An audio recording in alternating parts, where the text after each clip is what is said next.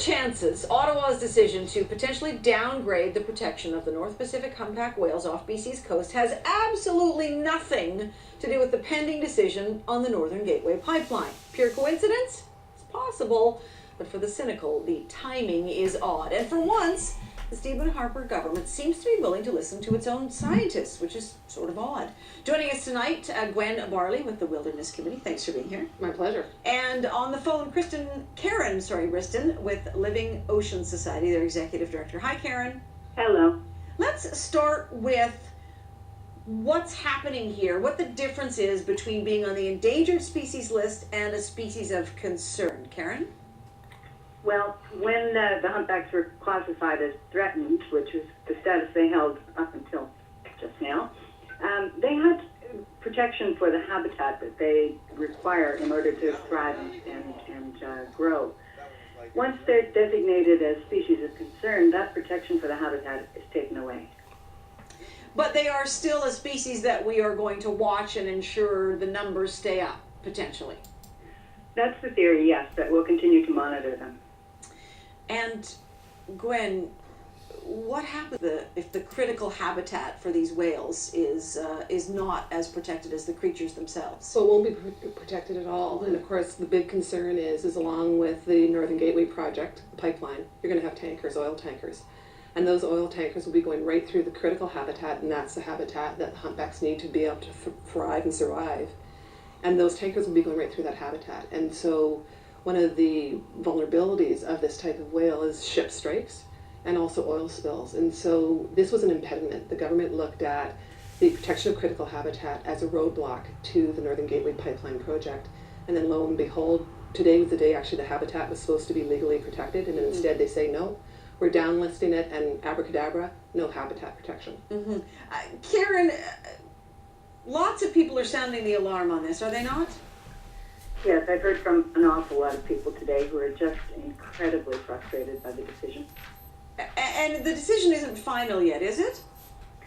Well, it hasn't gone into effect yet, but I don't see this government changing its mind. There's 30 days of public comment on the decision, and the Wilderness Committee will be definitely reaching out to our 30,000 members and our 30,000 supporters and other British Columbians who are dead set against this project, and telling them to speak out to the government and ask the government to listen to British Columbians. We realize what's at stake, and we don't want to see what happened with Enbridge and oil tankers, what happened with the Exxon Valdez. Well, let's talk about the numbers. There are upwards of 18,000 of these whales, up from very small numbers. How many more do we need to ensure the safety and the preservation of the species? Well, that's a good question, because these whales were very, very heavily hunted until 1966, and the numbers just plummeted. And so the BC population of the North Pacific humpback whale is much smaller than 18,000. Scientists estimate it's about 2,100 whales. And historically, they believe there were at least 4,000 whales for the BC population. So this is still a vulnerable species. This is a species that's still struggling to recover. And we know that there's big dangers looming on the horizon, that this is a government that's very bullish on the Northern Gateway project and the pipeline project. And for them to remove the habitat that's would protect the struggling species makes people very concerned. Mm-hmm. Karen, I had somebody suggest today that perhaps also the government was trying to appease or appeal to some of the Aboriginal communities who may be interested in hunting whales. Have you heard anything like that? No, I certainly have not. And I have heard from First Nations today who are extremely distressed by the decision to remove protection from the humpbacks. And what potential say would they have in this situation, the natives that is? And I think they have pretty much the same say as all of us in this case. Which it's a discretionary decision by the minister, and so as Gwen suggested, we can all respond with vigor during the comment period and see if that makes any difference. It's the sound of your voice, Karen. I mean, you're sounding like this is a lost cause. As I say, I don't see this government changing its mind. The Species at Risk Act did provide a definite roadblock for the Northern Gateway project, and we all know how long and hard the government has been championing that project. So no, I'm not feeling particularly sanguine about changing their mind. Mm-hmm. Gwen, how about you?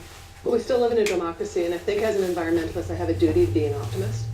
And so I know people feel really strongly about having a clean, healthy coast, and I know they feel strongly about protecting endangered species. And this was done with almost no public consultation, and 30 days is completely not adequate.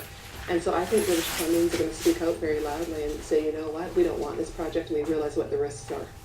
Yeah, and you know, I know that the company's involved, and there's all this talk about the tankers being tethered to tugs and crews to spot whales. That just sounds kind of airy-fairy to me, and Well, it is. These are really dangerous waters, and it's not a matter of if there's an oil spill, it's when there's an oil spill. And when you have an oil spill, you're lucky to recover 10% of the oil in the water. but this is bitumen, though. Yeah, it's unknown, many unknown properties with bitumen. And people saw what happened with the Exxon Valdez, and it sentenced a pod of killer whales to extinction. They haven't bred since, and many of those killer whales died.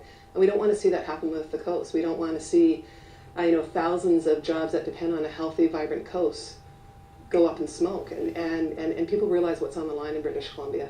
All right. Well, our voices can be loud, so we'll see what happens. Yeah. Gwen Barlee with the Wilderness Committee, thank you. My pleasure. Karen Wristen with Living Oceans Society, thanks for joining us tonight.